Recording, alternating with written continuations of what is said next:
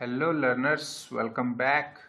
सो यहाँ पे applied linear algebra in AI and ML में जो एनपीटीईएल पे कोर्स अभी चल रहा है उसमें असाइनमेंट 3 का क्वेश्चन नंबर 2 है।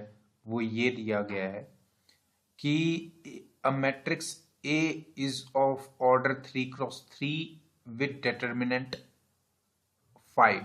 So means determinant of A is 5। इसका सिंपल सा कहने का मतलब है कि डिटर्मिनेंट जीरो नहीं है। ठीक है।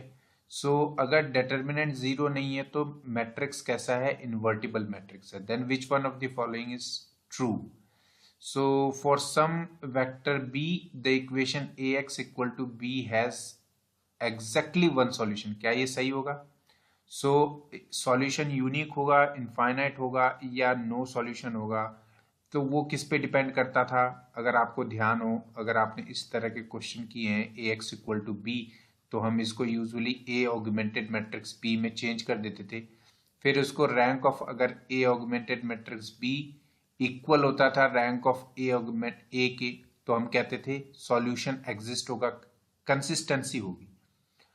और अगर ये इक्वल होता था नंबर ऑफ वेरिएबल्स के और यू कैन से ऑर्डर ऑफ द मैट्रिक्स के, तो यूनिक सॉल्यूशन होता था, मतलब एक ही सॉल्यूशन होता था। ठीक है।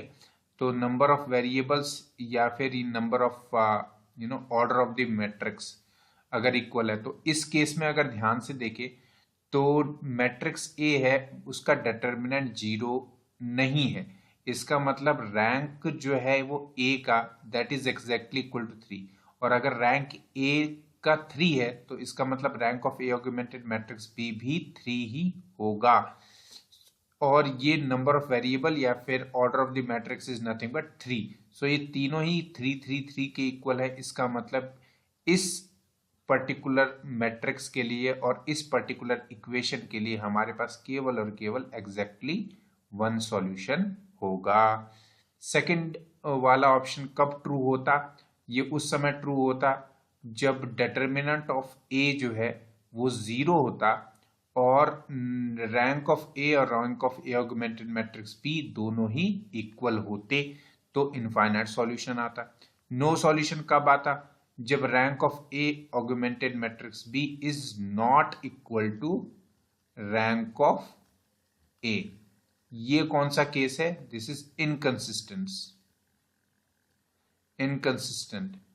इनकंसिस्टेंट पे मतलब नो सॉल्यूशन, कोई भी सॉल्यूशन अपने पास नहीं आएगा, तो वो इस केस में आता। ठीक है। So determinant of A zero नहीं है ये कहते ही अपने पास यूनिक सॉल्यूशन आ चुका है। आप चाहो तो इसको ऐसे भी कर सकते हो, A x equal to B लिखा है, इसको आप चाहो तो you can say x equal to A inverse of B. So it will have unique solution. क्यों? क्योंकि इनवर्स एग्जिस्ट करेगा मैट्रिक्स का। क्यों करेगा? क्योंकि मैट्रिक्स का ऑर्डर 3 और उसका डिटर्मिनेंट 0 नहीं है। ठीक है। तो इन्वर्टिबल मैट्रिक्स है, इसका मतलब इसका यूनिक सॉल्यूशन आएगा। Thank you so much.